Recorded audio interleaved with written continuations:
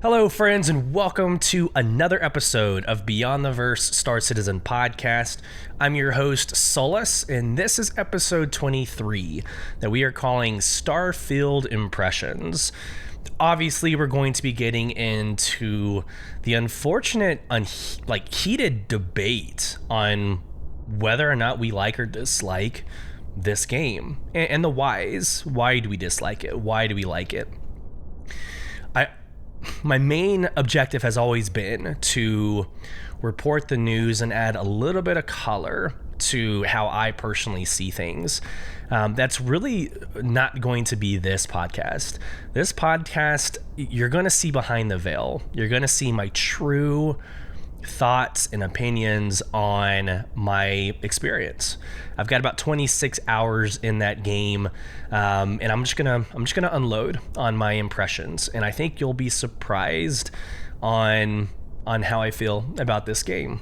But first off, welcome in. If this is your first time listening, we are a StarCitizen podcast, but we intentionally called the show Beyond the Verse because we're not always going to be stuck to the single IP. We will go into Baldur's Gate 3, Starfield, Cyberpunk. That expansion is coming out in a few weeks. To dabble in the other, the multiverse of gaming, if you will. So we will get into StarCitizen. We will get into a farewell Port Olisar, cool little Spectrum badge. We'll get into the Ship Showdown results. We'll get into the subscriber promotions, roadmap roundup, and we will watch the Inside StarCitizen, all on this episode.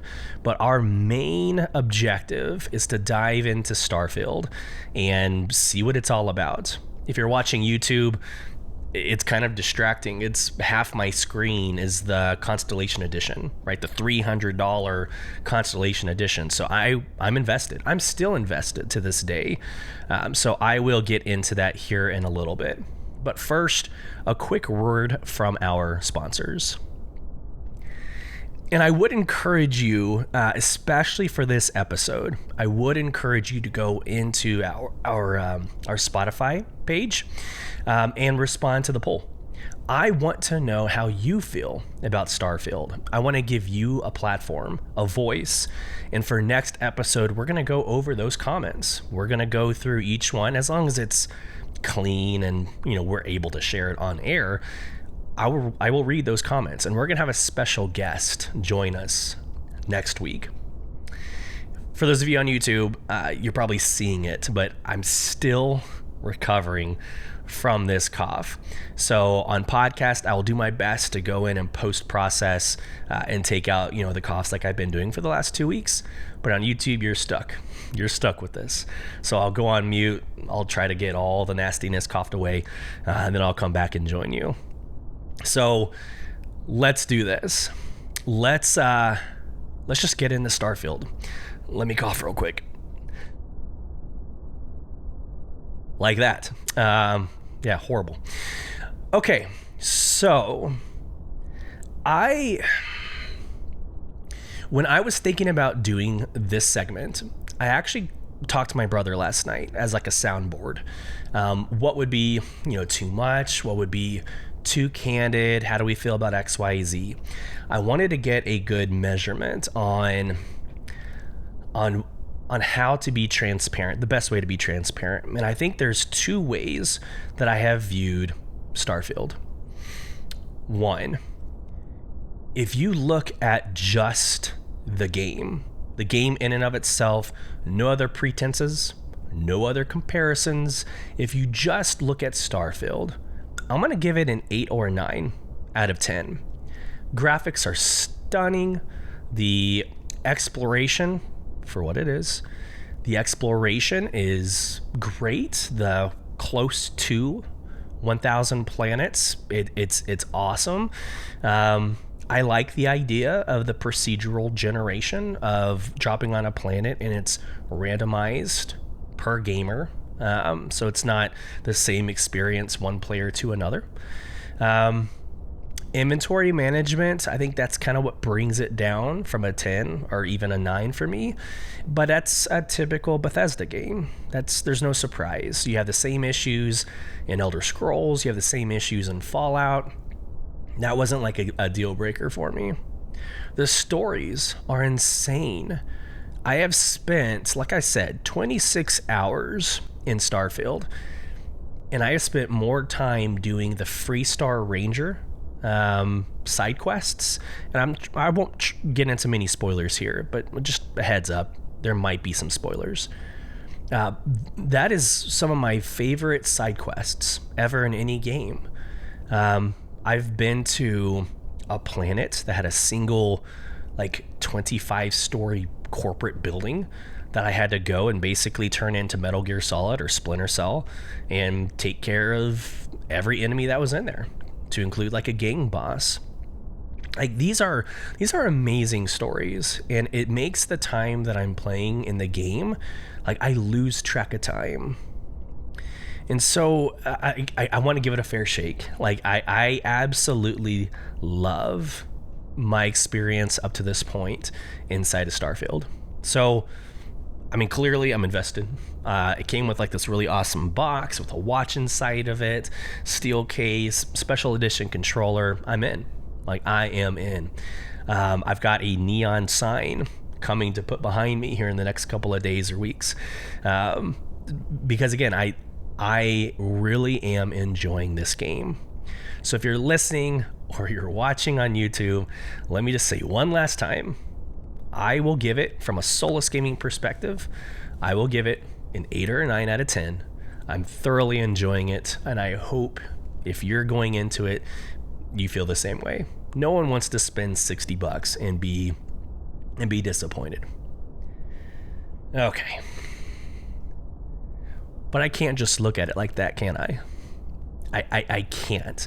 And I don't know if it's my barrier or if most people feel this way, but I can't just look at Starfield and on an island, agnostic of any other variable or any other opinion. I have over 30 years of gaming experience. It's very difficult for me to not compare. And I'll actually save the comparison to StarCitizen for the last piece. It's not even a competition between Starfield and StarCitizen. There's no comparison. It's in space, but it's a whole different ball game. But what I will do, and personally, let me cough real quick.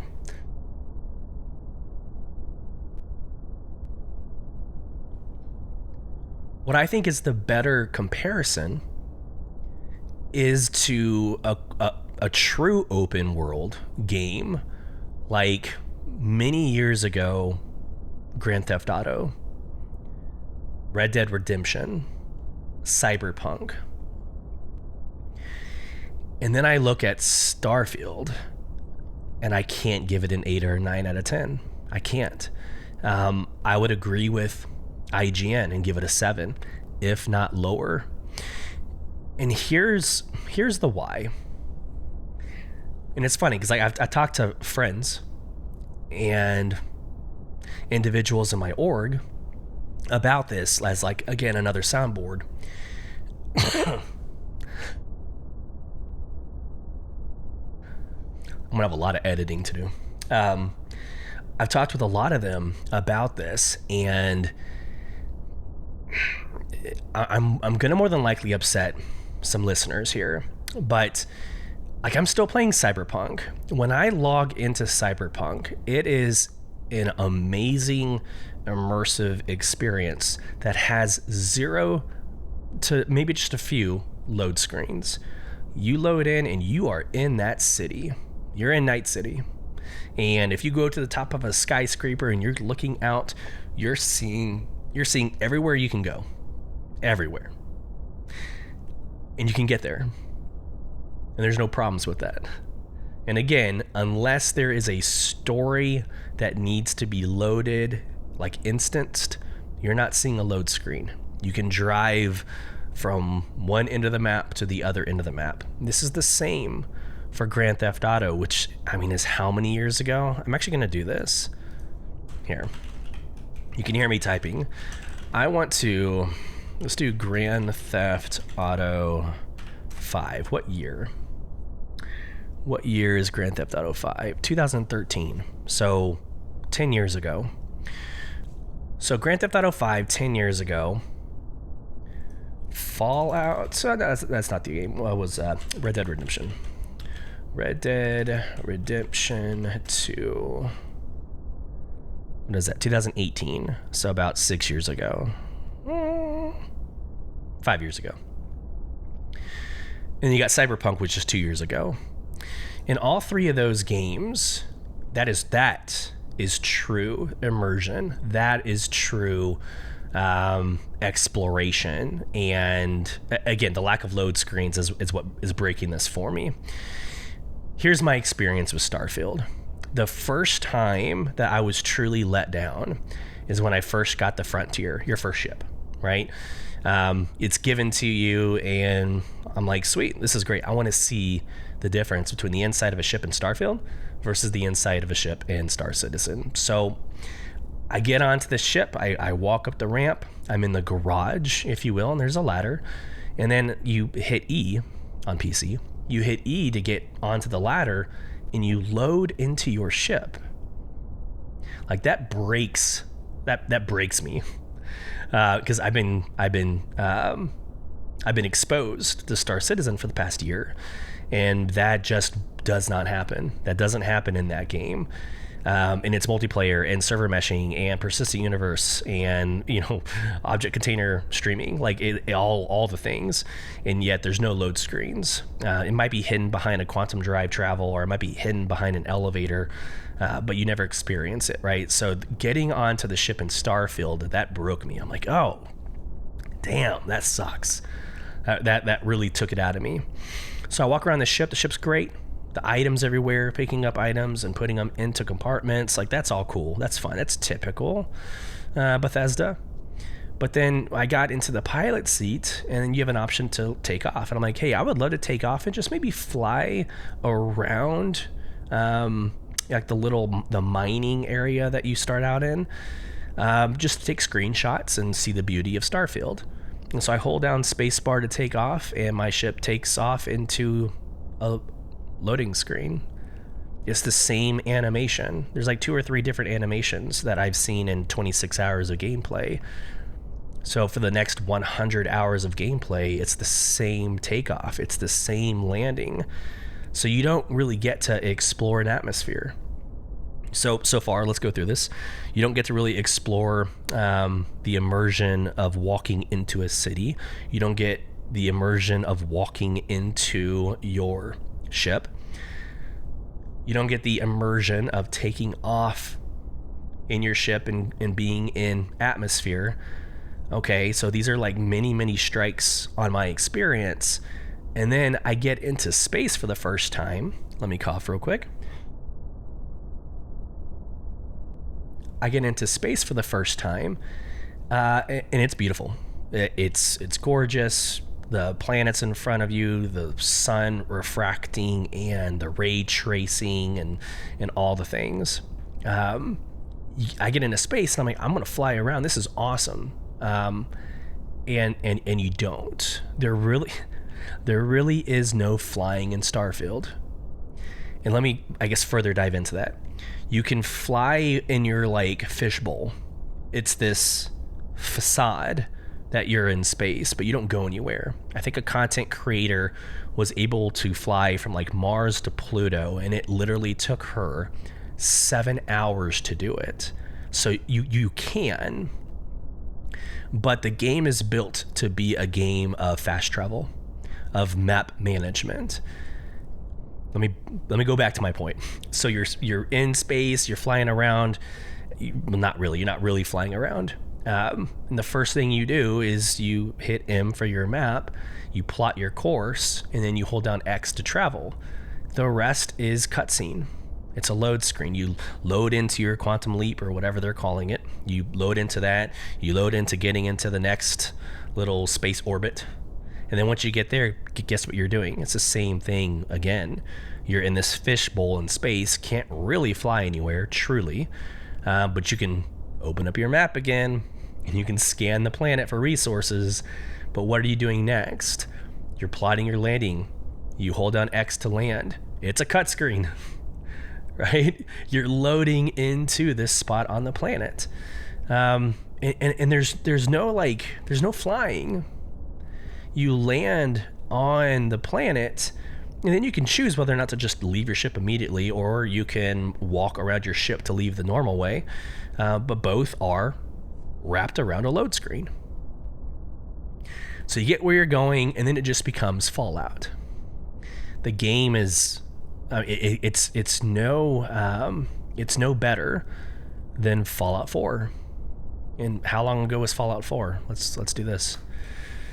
Fallout 4. Fallout 4 was 2015, right? So 8 years ago. It's same graphics, same gameplay. In fact, the location that you land on Mars, I feel like they took that directly out of Fallout. It's like a decrepit, falling apart, very industrial, dumbed down like version of like a city or a little village. I feel like I've seen that exact same map or location in Fallout. Last thing I'll say about this, because I feel like I've said more negative than positive. The last thing I'll say about this, yesterday, I spent about an hour and a half, maybe even 2 hours, 100% doing the Freestar Ranger side quests. And I never once spent time in space. It's a space game, but I never once spent time in space. It was map management and fast travel management. And I think that's the barrier for me. I would go do a mission. Maybe it is combat. Maybe it's just managing a conversation. But then it'd be like, hey, I need you to go to this other system and take care of XYZ. I'm like, cool, awesome, great. After the conversation, I hit M, open up my map. It's a planet I've already been to. So I go through, picking how far to get to and where, and I choose to land at the objective. And then I literally go from standing in front of the NPC to the road leading to my objective. There was nothing space about that. How? This is a space game. And I think that's the problem for me, is it's no better than Fallout, but instead of a machine, outfit, it's an astronaut's outfit. So when I compare it to other games, I can't be as excited as I can if I just look at it for what it is. Starfield as its single player IP. Basically Fallout, same pig, different makeup. If I look at it that way, it's good. It's fun. I enjoy myself. All the things I said before getting into the criticism, it's fun. Good stories. I like the character development. I like, being in my ship and hearing Sam Coe and his daughter Cora. I love hearing that conversation. It's that's fun for me. But I found myself going back to Cyberpunk this week. And it's weird because as I say that, I feel like I'm cheating on a girlfriend. Yeah, I went back to Cyberpunk a few times because that to me was I just wanted to escape in between meetings or maybe after work. I just wanted to escape, and I chose to escape in Cyberpunk rather than Starfield because I could just exist and go and do. This is kind of a bad example, but in Cyberpunk, I can pull up a rifle and aim it at somebody and the whole crowd reacts. Everybody runs. It's crazy. It's actually a crime. Police start chasing you. But if you do that in Starfield, nothing. You can actually pull out your gun and aim it at a security officer. Nothing happens. And that to me is not immersion. I'm going to get into like the Starfield StarCitizen in just a second. I'm going to cough. All right, that felt like a good cough. So I might be good for the next couple minutes, which is great. Starfield versus StarCitizen. Here we go. There is, and we'll get into this here in a couple of seconds, there is a farewell Port Olisar Spectrum announcement where you're going to want to go back to Port Olisar between now and when 320 drops so you can get a cool little Spectrum badge. Okay? So, like I said yesterday, I'm in Starfield. I'm doing all the fun quests, having a good time. I get the announcement. Nope.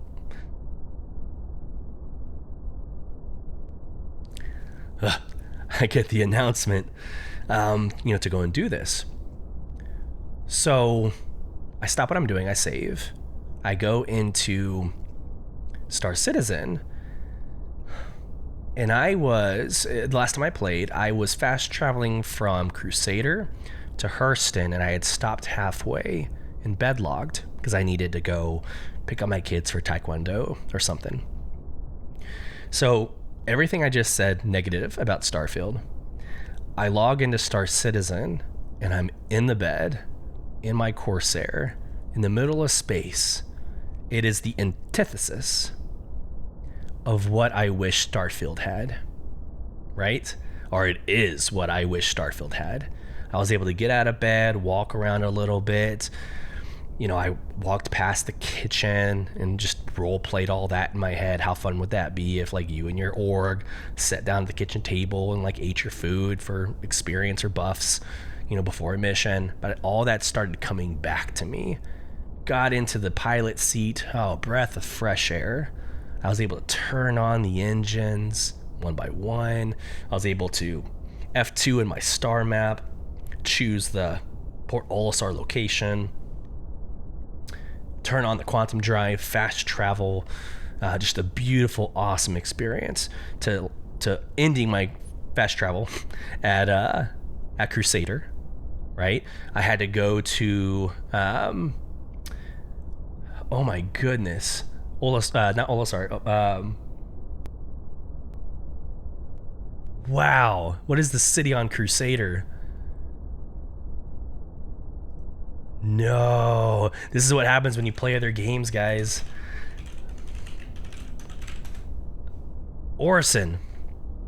I was saying Olisar so many times that I could not get Orison out. My God, that is horrible for a content creator. Yes, Orison. So you had to go to Orison. So I go through the atmosphere to the city in the clouds, right? Turn the ship around, and then I'm able to quantum travel to Port Olisar. Land on Port Olisar, get out of Port Olisar, or the ship onto Port Olisar, walk through the building, all the different transitions, put my ship into the hangar, and then log out. Never once having a load screen. And it's doing it on a multiplayer level of a persistent entity streaming level of server meshing and object container streaming. It's not a competition. It's not. But when the shirt I'm wearing, if you're on YouTube, the shirt I'm wearing, when Squadron 42 comes out, game over. That you can compare. That you will absolutely have the right to put up against Starfield. And when that happens, in maybe 10, 15, 20 years, when that happens, it is the space game to rule them all. Last thing I'll say, and I swear we're going to move on. No Man's Sky, stop relating it to No Man's Sky. I am so frustrated at the comparison of Starfield to No Man's Sky. No Man's Sky, it's World of Warcraft graphics in a 100% procedurally generated universe. That's not even like, yes, that has more in space experience. Yes, that has more of what we were talking about. We wish Starfield had, sure, but that's not even Like, even when we talk about Star Citizen, that's not even like a good comparison to me, because there's so much other crap about No Man's Sky to get into. Maybe that's a podcast for another day, but there's so, like, it is on its own island. It is the gameplay, the graphics, like the whole intent behind No Man's Sky is like way over here in its own world, our own universe, right? But the just living and existing in space, like Star Citizen, Starfield, which basically is just a solo mission that might talk about space every now and then. Like, okay, those are more comparatives. Elite Dangerous, let's throw Elite Dangerous in there. It's a little bit more like comparative. But No Man's Sky, I'm not, you can clearly tell I'm not a fan of it. But No Man's Sky is just a different conversation. And maybe there is a reason to have a podcast about it later. But let's segment out of this. I will wrap up by saying like my conclusion statement. I will probably get off this podcast, work a little bit during my lunch break. I'll probably jump back on Starfield. And I'm going to enjoy the shit out of it. And I'm going to have a great solo experience. And then maybe this afternoon when I'm off of work and I have time like in between kids and everything else, I'll probably jump into Star Citizen and have a good time there. What you wish Starfield was is Star Citizen. What you wish Star Citizen was is Starfield. Play both. Play both, and you will be perfectly happy. Just when you get into the world of comparison, that is where things start breaking down. Hence the first 20 minutes of this podcast. Let's move on to actual Star Citizen conversation. All right, let's do a little bit of screen sharing for those on YouTube. And I'm doing a little better on coughing. Maybe less post-processing editing I need to do. So here we go.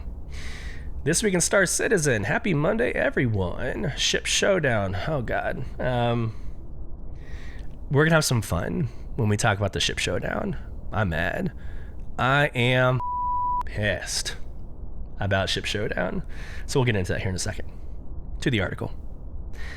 Every year, Ship Showdown challenges the community to champion their favorite vehicle, and with more than 120 flyable ships in the verse, there's no shortage of passionate opinions.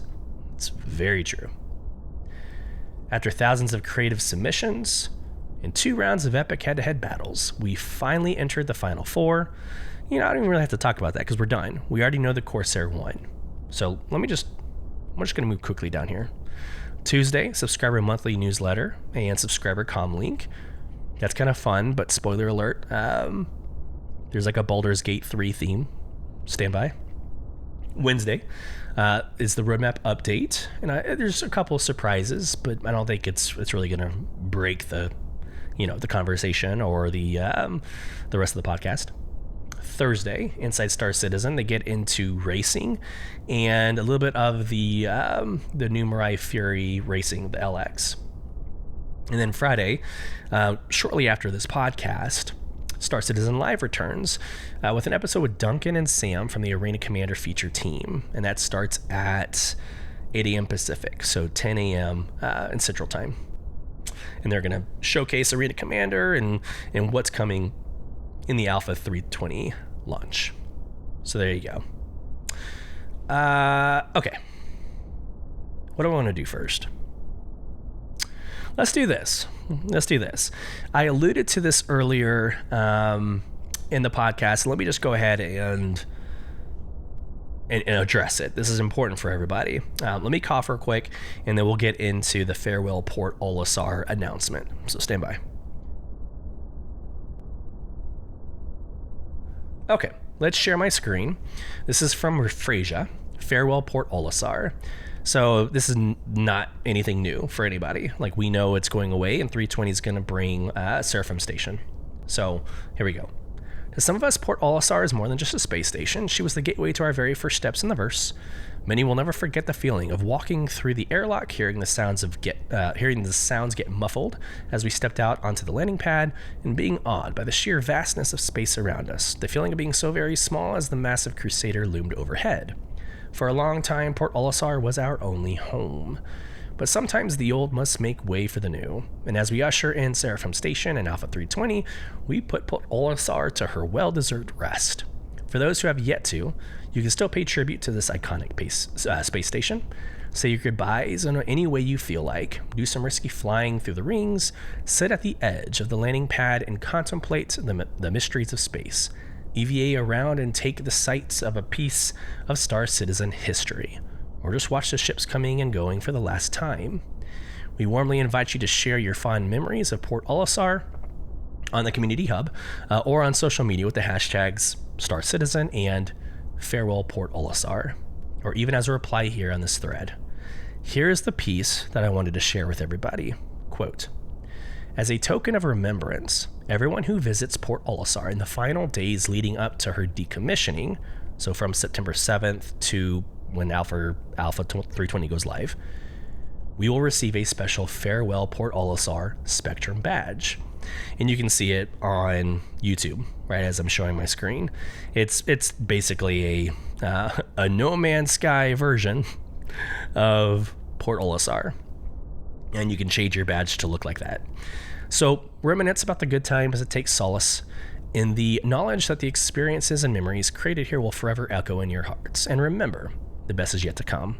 Farewell, Port Olisar, and thank you for your years of service. You'll be missed but never forgotten. End of article. And this is not part of any segment, but as I read that, I'm still curious what they're planning to do to it via lore.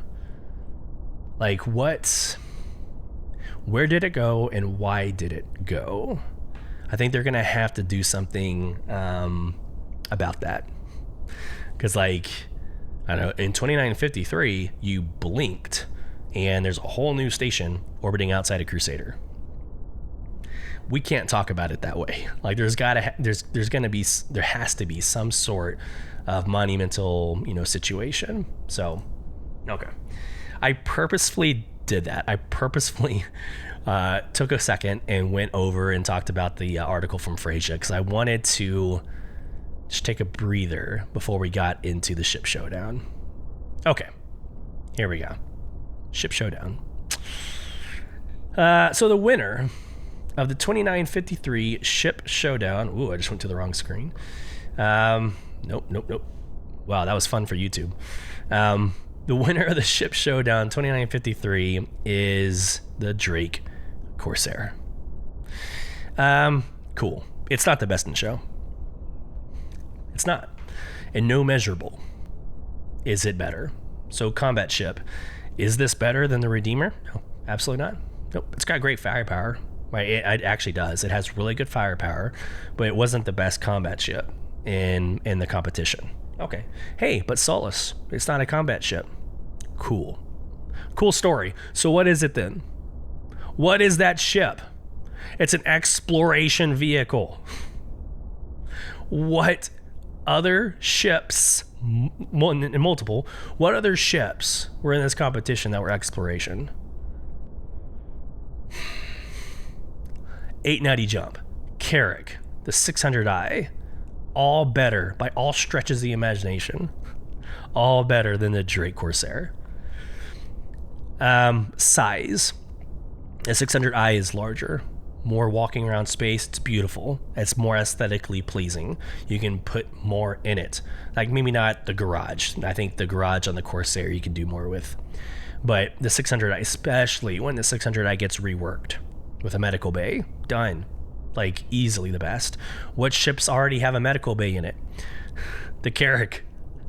And the Carrack has a larger garage, a hangar to put a size 1 or a small ship in, and a medical bay, captain's quarters, the ability to drop drones eventually. Hey, but Sulyce, drones aren't part of the game yet. Well, neither is exploration. Tell me where exploration is actually being used in StarCitizen. It's not. So don't, and this is funny, like, when I say, like, don't come to me and say that, like, I'm never saying that in contention with my listeners or viewers, but that's sentiment, right? Like, that's sentiment. Don't come to me and say, well, we didn't vote for an XYZ ship because that function or the role isn't there. So the fact that an exploration vehicle won, we can now go back and talk about the MSR being a data running ship. How in the world does that lose, right? How does that lose to the Corsair? This doesn't have data running capability. This doesn't have it's probably got the same size garage as the MSR, but the MSR should win. Maybe the Drake Corsair comes out on top because of its firepower, its ability to fight, but it doesn't look better than the hot rod of the MSR, right? But Carrack, I am not a Carrack fanboy. I didn't want the Carrack to win. What should have won was the 890 jump. It is the ship that has the most time spent in developing it, the most artistic, teams, and the most aesthetic, layers. No other ship has that many layers, capabilities. 3 garages. It's got the massive one in the back. It's got the hangar in the front. For some reason, I'm thinking there's like 3, maybe just the 2. But you can put a tank inside the 890 jump. So I don't know. I'm not like emotionally, like it's not like when I say I'm mad. Like I'm not legitimately mad. I don't care, right? At the end of the day, this was fun to do. I had fun creating the daily TikToks and the videos, the spreadsheet that you're about to see. I had fun doing all of that. That's why I do this. But there was nothing about this competition that made sense to me. Right? And I don't even care that I was wrong. It just, none of it made sense. In the first round, I learned where the community was at. I learned that they were more of the negative side. They wanted to vote against things. Oh, how dare the Carrack, be considered again. Everybody, amass your followers. And come on, sheep. Bah. Let's all vote the same way. So their followers came and they voted against the Carrack. Okay, cool. That I can accept that. If that is the theme that we're going with, this year, okay, great. But because of the reasons I was hearing, the Carrack, too expensive. It's only for the rich. The 2 ships that were going up against each other weren't starters. The Vulture is like in the mid hundreds. The Corsair is in the mid 200s. That's still considered wealthy ships. It's not the $1,000 890. It's not the $600 Carrack. But those are still expensive. So you can't tell me that wealth was behind it or the Cutter would have won. You can't tell me that it's the functionality or the role of the ship because an exploration ship won. I don't know. Let's go back to the article. Let's take a little bit of emotion out of this podcast real quick. So here you go. In first place, the Corsair, second, the Vulture, third, the Redeemer, and fourth, the 600i. You can actually go onto this website, read about, the little narrative per round. I think it's cute. It's actually, it's really well done. So feel free to go and read that, or just go to my socials and watch all the videos I created because I did the same thing. Okay, here's the breakdown of the actual bracket. Again, this is a lot more aesthetically pleasing than my spreadsheet, but all the information that you see here, I basically converted into, a spreadsheet form. And so with that, I think one more thing I'll say before we get into the spreadsheet. So usually what happens is now that we know the first or the top 4, there needs to be time between now and when they release the paint scheme. So we still don't know the paint scheme. They usually bring it out around the Invictus. Nope, not Invictus, IAE. It usually comes around the IAE time frame, like maybe October, November time frames. And so what they'll normally do is they will also put it in a lifetime insurance bundle. So usually you will see the Corsair, the Vulture, the Redeemer, and the 600i in a bundle. That's going to be an expensive bundle, but it'll be put in a bundle with the trappings, right? Like the paint scheme, trophy, poster, whatever. It's going to all be bundled, and you can pay, $800, $900 for it. Or if you already have one in your hangar or your inventory, you will be given the paint scheme. So that's cool. And so if you already have the Corsair, you should be getting, the things that come with it, right? The paint scheme, the poster for your hangar, etc. So we don't know the paint scheme yet.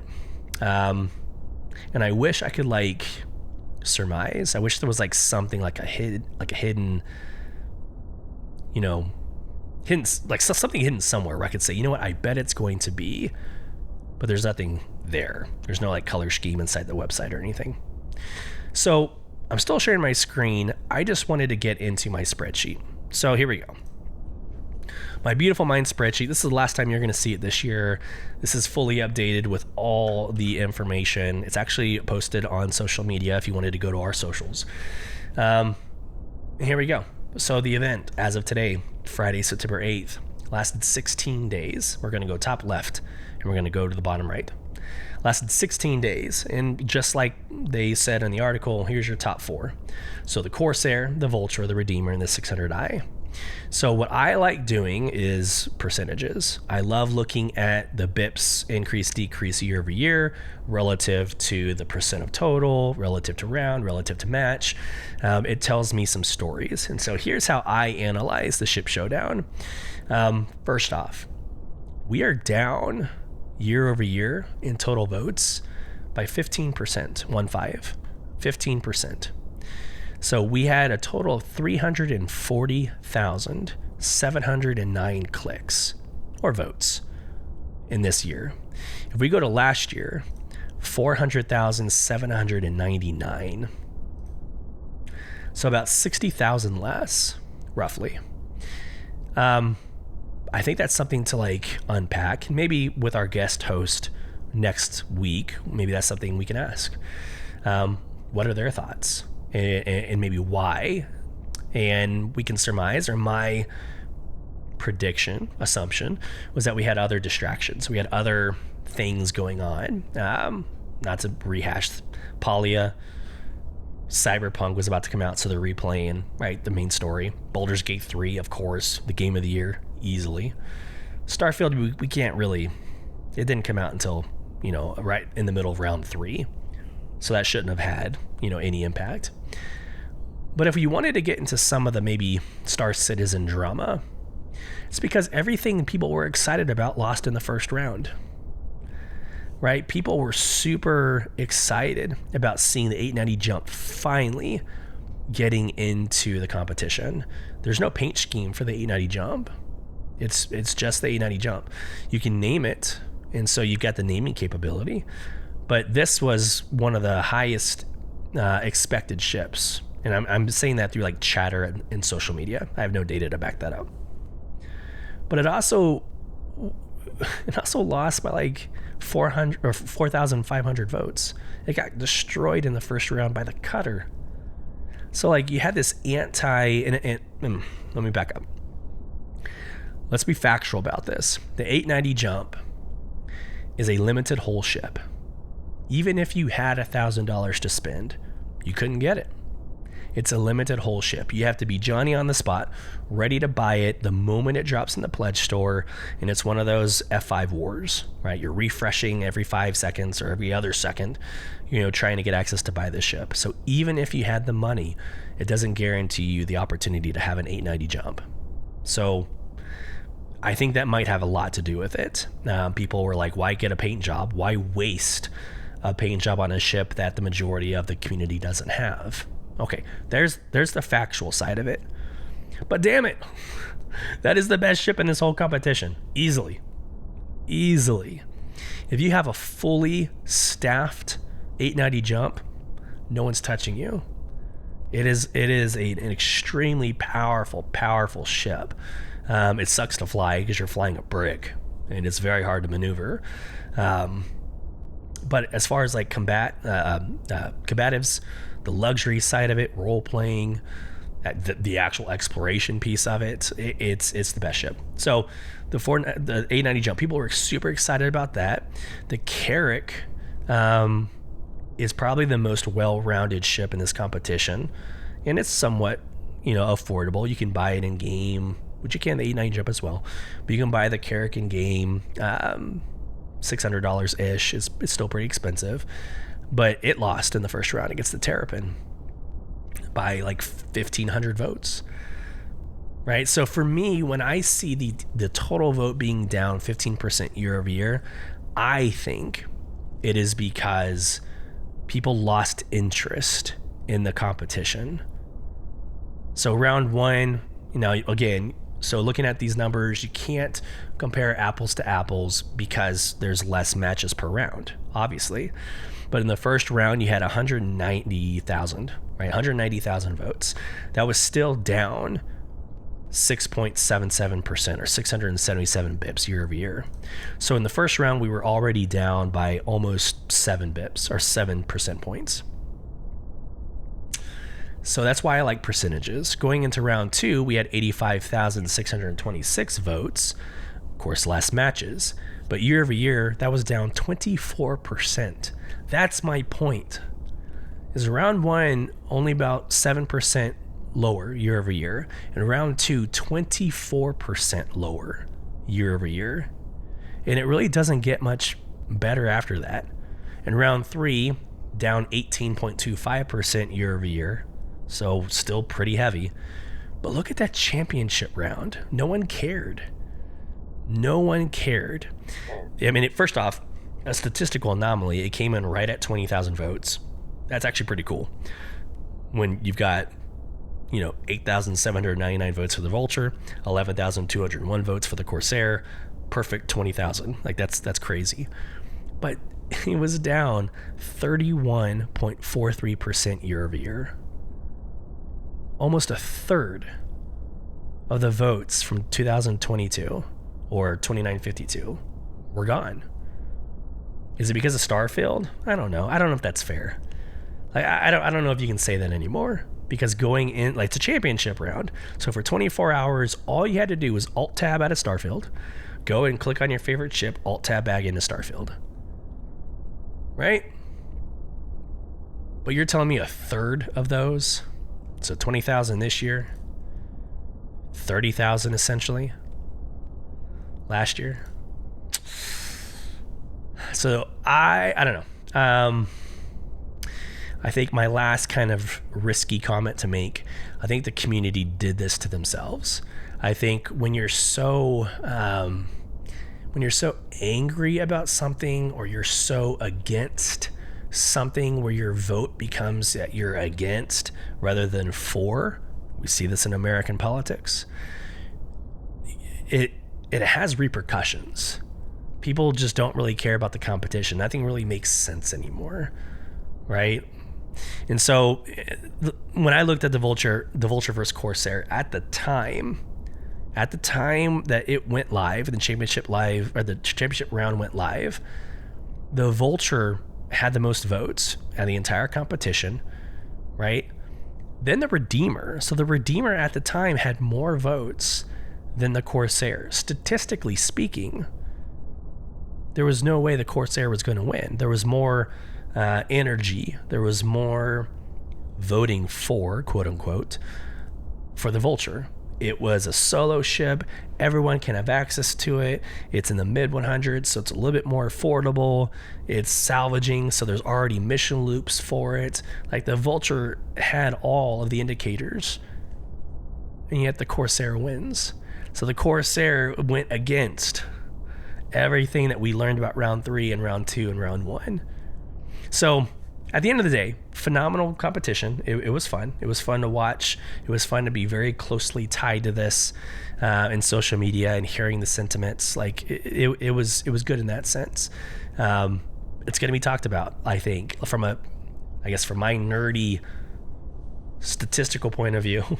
It's going to be talked about and how we look at the 2954 competition. All right, I am done. I'm off my soapbox. So soapbox for Starfield, soapbox for the Ship Showdown.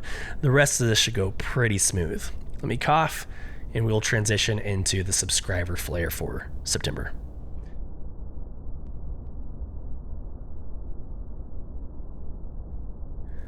Okay. Our September Flair, otherwise known as Envy for Baldur's Gate 3. Sharing my screen. Here we go. And first off, let me just, satire aside, I love September's subscriber Flair. Why? Because I love Dungeons and Dragons. I am a D&D person at heart. I have played many a campaign as I'm coughing.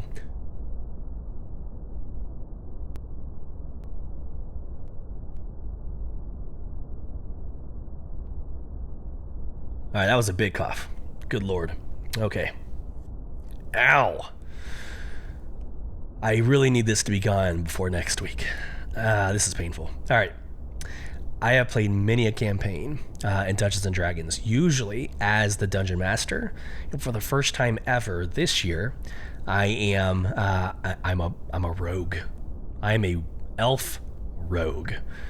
So tune in to Hearth and Hammer. I'll drop a link inside of our call notes or show notes. I'm gonna cough again.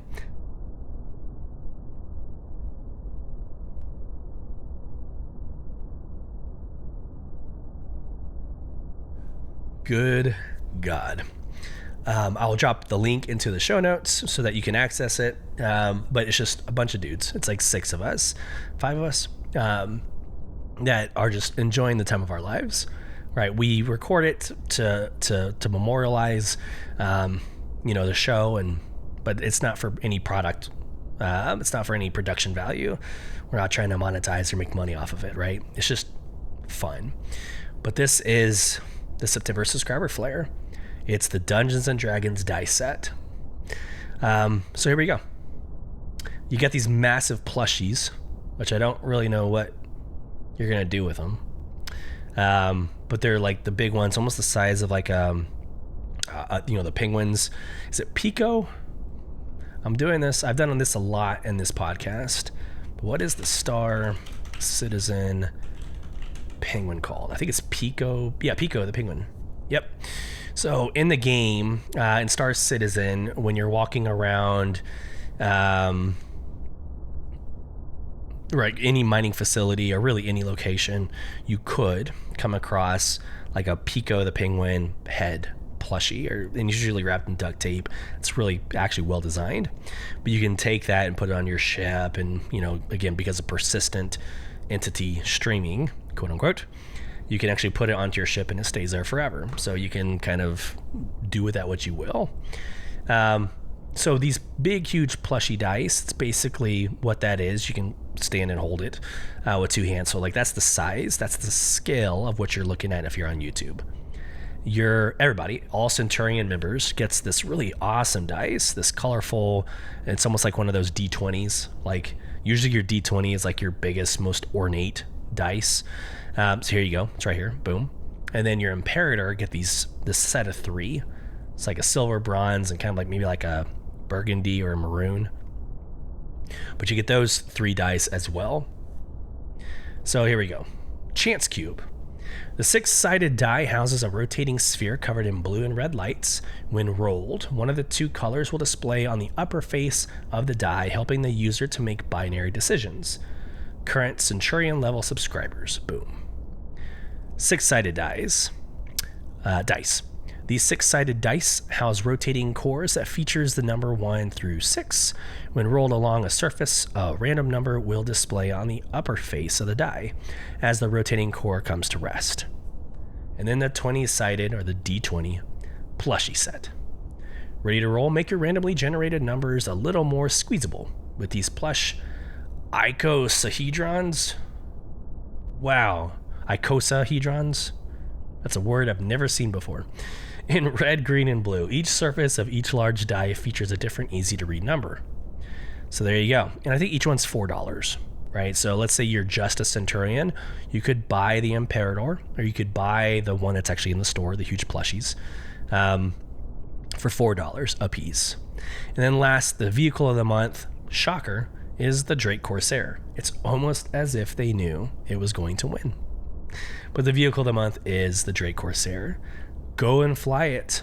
See what all the fuss is about. Lesson learned. Alt-K is how you deploy the half X-Wing, right? So the 2 wings on the left, and you've got a solo wing on the right, so it's asymmetric. But in order to get those to unfold, you have to hold down Alt and hit K. So I think that's going to confuse a lot of people at first. Hopefully you can ask in general chat, and general chat will be nice enough to let you know. But, when you take off, obviously spacebar to go up, N to pull up your landing gear, and then Alt K to drop your wings. There you go. And then, of course, like any other time, you can buy all the subscriber gear in the subscriber store. And I only rarely, I got the backpack, like the store-bought backpack. I think that's good. There's some paint jobs. The flashlight, the purple flashlight, I ended up getting that as well. So there are some things in there, some gold nuggets, that I would highly recommend you picking up and going with. Okay, we're going to go quickly to the last two segments. One, I'm dying inside. I'm going to cough a lot more like I did in the last episode, so this is going to suck. But let's go through the roadmap roundup real quick, and then we're going to end with watching the Inside StarCitizen, the racing, the Mirai Fury LX video together. I haven't seen it yet. We're going to watch it live together, and I'm going to pause and add commentary where I can, where I think it's valuable. And then we'll wrap it up at the end. And I'm going to expose our surprise for next episode at the end of this one. So here we go. I'm going to cough real quick.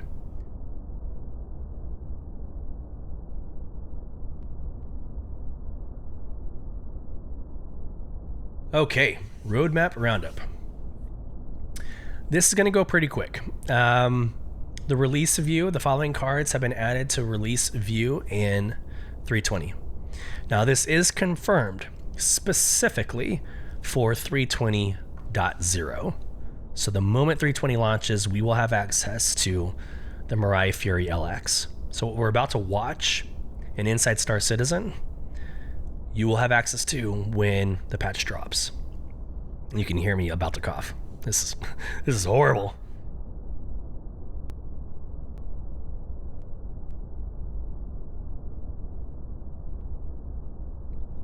Alrighty. Like I said, that's gonna go quick. So we don't do that ever again, and I mute for like a couple of seconds. Let's just get into Inside StarCitizen. It's one of those podcasts. So I'm going to start it. This is a 12-minute video. Let's watch it together, and then we will we'll get into the analytics afterwards. So here we go. So I've just always racing since I was a kid. I think I was 5 or 6 years old and sat down watching TV. I was watching monster truck racing, and then it grew to a love of touring cars, Formula One. So I basically travel the country in the UK and I take pictures of cars, and that's something I've been doing for about 4 or 5 years now. It's gone from a hobby to sort of semi-professional level now, which is really cool. Here I am, 40 years old, and I still live it today. Racing is far more than just maybe motorsport. It has this innate ability to change in a split second. It's a chance for people to determine skill levels and to show how much practice, how much time, how much effort they've put into a sport. Racing has an incredible ability to bring people together, I think.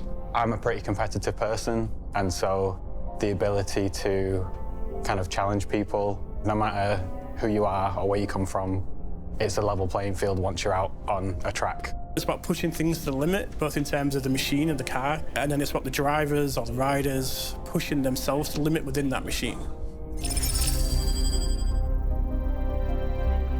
My favorite thing about racing in StarCitizen is just the skill. It is a pure use case of how you use our ships to their maximum performance. You have to know them to get everything out of them. You use ships that aren't necessarily used for practical reasons. You can race cutters, you can race M50s, you can race Furies, you can race whole A's, you can race whatever you like. And as long as everybody's on a level playing field, it always comes down to skill. Am I good at racing? I'm all right. Yeah, there are people who are better than me. There are a lot of people who are worse than me. But yeah, I'm good. To compete with other people, to fly from A to B as fast as possible. So real quick, a couple seconds ago, they were talking about, you could pick anything and race against each other. On YouTube, you're watching this, but for those on podcast, they were showing the 600i. I would never even think to race 600i's against each other. That was just kind of a funny pull. That's where real competition is coming from. We had an internal scoreboard for the old Roundup times, I think I beat the next highest score by 10 seconds. We've got a little competition going inside. I felt like I really nailed that lap, and this guy's gone 15 seconds quicker than me in the same ship. Like, how is that possible? What other game with this level of quality can you play and race with 6 degrees of freedom? There isn't. There just isn't one. I was gonna save this for after the video, but I'm doing it. I'm taking a couple seconds to address it now. This is the Starfield conversation all over again. Like, you can seamlessly go.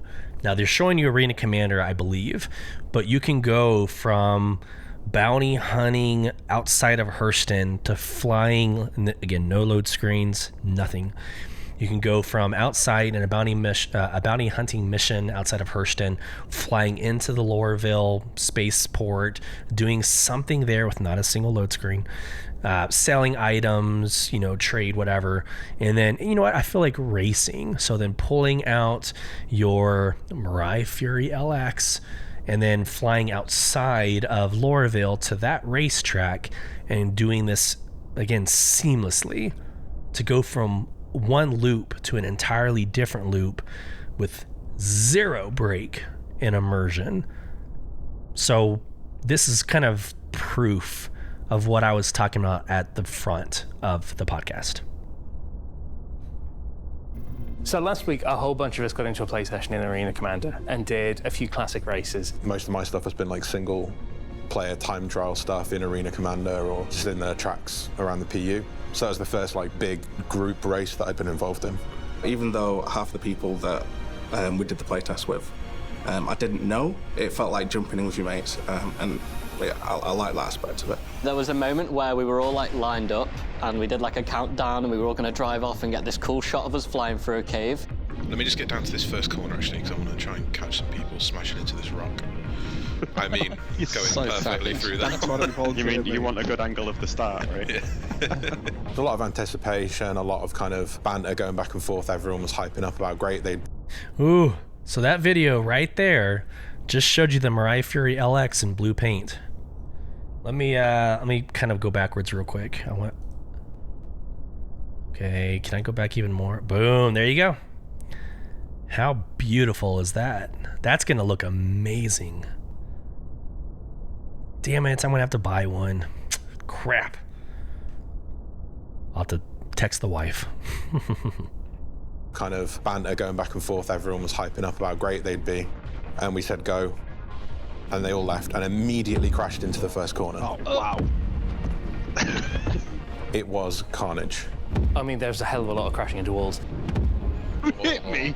Turns out I'm not very good at racing at all, and people who I thought wasn't going to be very good at racing were in fact incredible at racing.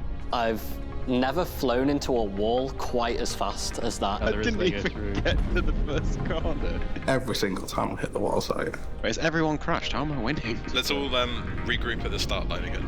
People who make the games you'd think would be really good at it. Yeah, well, maybe we should delete that footage actually.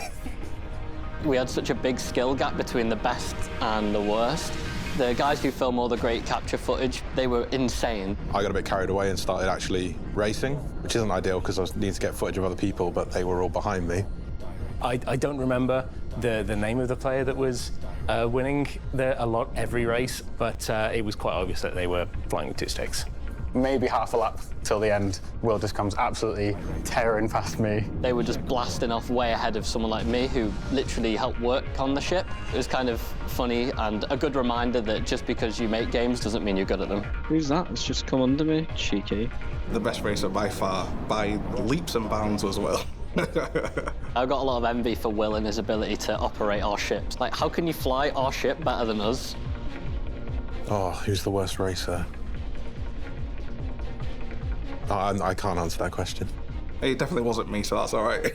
I think I smashed into more gates than I've actually been through. Someone just exploded right next to me. My favourite ship is the Razor because it looks like a supercar, and when you get into it, when you're flying it round, it has that aesthetic. The best racing ship for me was probably the Mirai Razor. I think everybody knows that the Merlin is one of the best racing ships. It's small, it's got good engines. I know Josh really likes the Razor, but I need a little bit more maneuverability in my ships. I found it too fast and not maneuverable enough. I know it looks cool, it's very Formula One-y. I'm not too bothered about top speed, but handling in the corners and then acceleration out of them, I think that helps the way I fly best. As much as I like flying the Fury, I think the Razor still got it for me. I don't think I really got disappointed by any of our ships. The one that I found the most difficult to race was the 350R. While it's got good acceleration and a really good max speed, it drifts a lot. I'm in a 350R, and I'm trying to get myself around a corner while the Fury is coming up behind me. The Fury is moving in ways that my 350R can't, and so I'm just having to pick a line and stick to it while the Fury is able to dance around me. The Fury was incredible, because with it being really small and really fast and nippy. In my opinion, it was the LX, and objectively it was the LX. I told you, mate, that Fury's rapid. I'm sure it's just the Fury, just the ship. I've actually found nothing to do with driver skill at all. So once again, for the record, it's not Will's skill, it's the Fury. No, it's 100% just the Fury, yeah. Nothing to do with Will. The Fury and the Fury LX really surprised me personally. No, bullshit. No, we knew the Fury was going to be good. 140, what the hell, bro? Look at the Fury! He did a 112! Oh my god, this thing's fast.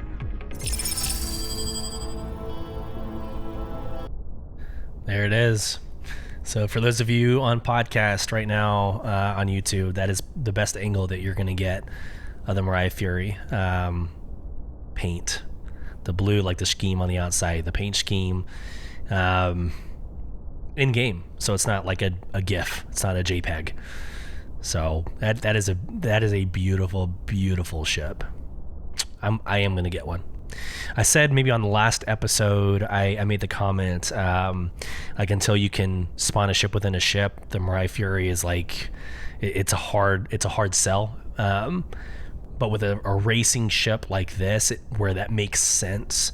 Like, you know how many times that you're driving on a highway and you see like a truck pulling a trailer, and on the trailer is like their Mustang or their hot rod? That's the premise that I'm seeing, or that's the concept. It's like, I can see that being an intentional loop, that people are putting their racing ships within other ships, and I can make sense of that. So anyways, I digress. Back to the video.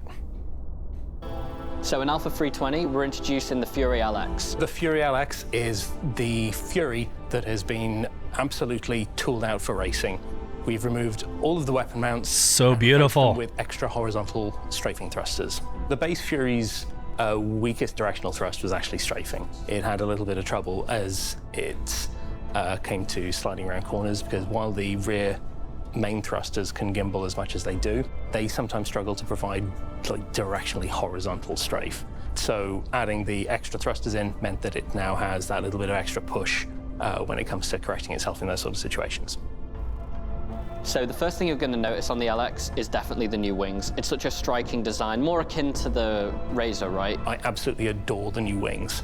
I think the use of negative space and how it's like an F1 wing is some of the nicest racing stuff we've done. It very closely mirrors a lot of the looks in the Razor, which I think is absolutely wonderful in a racing ship like this. And if you look past the livery, you'll see tons of intricate details, tons of vents, even air brakes, which would be great to work eventually when atmospheric flight and surface controls get brought into the game. What's really cool as well is, from a third-person perspective, you'll obviously see those 4 thrusters doing their magic again, but they have these really cool light bars along the kind of rear spoilers, and they look really impressive, especially at nighttime. If you're going to take something as key from the design away as like the weapons, right, you need to put something cool in its place. And I think the introduction of that extra MAV, and then it's got so many like aerofoils and different things going on at the front, which just makes it look like it cuts through the air, and it really does. So in the playtest, it definitely performed really well. It was really interesting to see the differences between like the base Fury and that, and then comparing it to obviously to the Razor. It performed as you'd expect, very racy, very cool, very flashy, and there was nothing quite as cool as, like, for me particularly, being one of the people who worked on the Furies, was sitting in the base Fury, driving along, and then having an LX fly past me upside down, spinning by someone who was obviously much better at the game than I am. So the Fury LX is absolutely for the racer who wants maneuverability over all else. with its gimbling thrusters, with its extra horizontal thrusters, it will easily outmaneuver pretty much anything else out there. Oh, you know what? We forgot to mention Alex again. He died.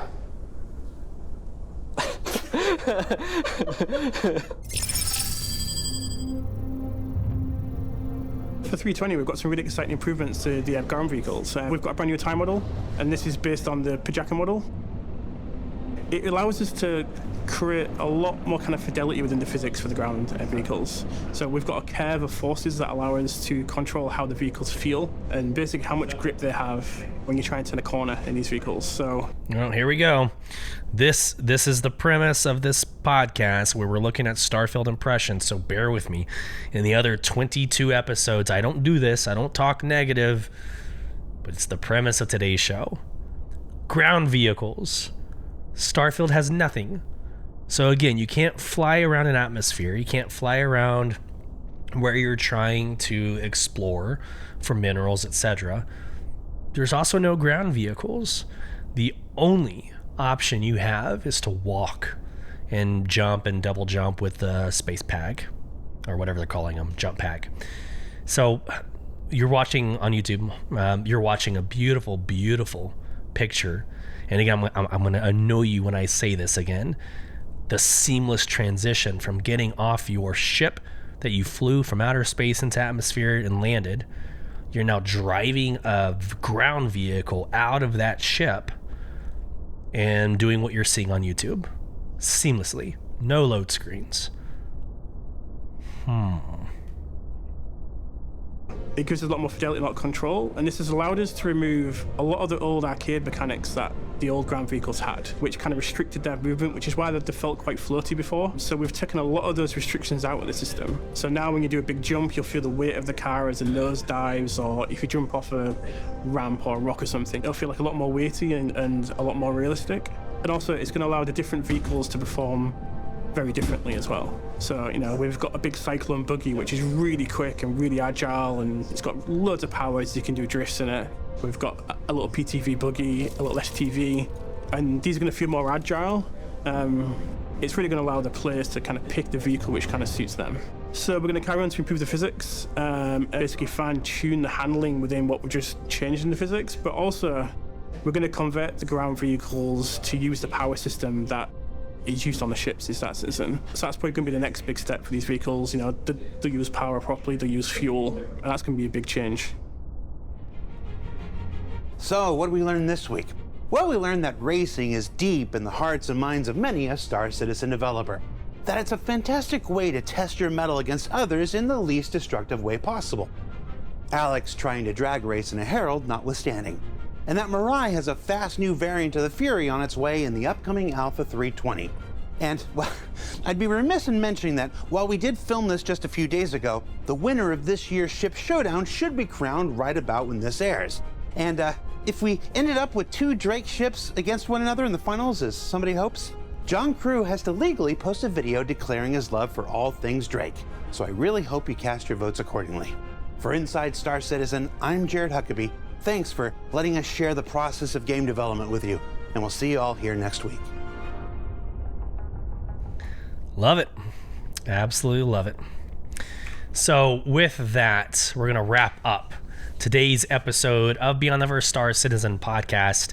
Next week in episode 24, we have a streamer that is going to be joining us for a long-form conversation. No show notes. We're going to sit down with her and have a phenomenal conversation about StarCitizen, Starfield, Baldur's Gate, all the things that are beyond this verse. So stay tuned for that. More on socials.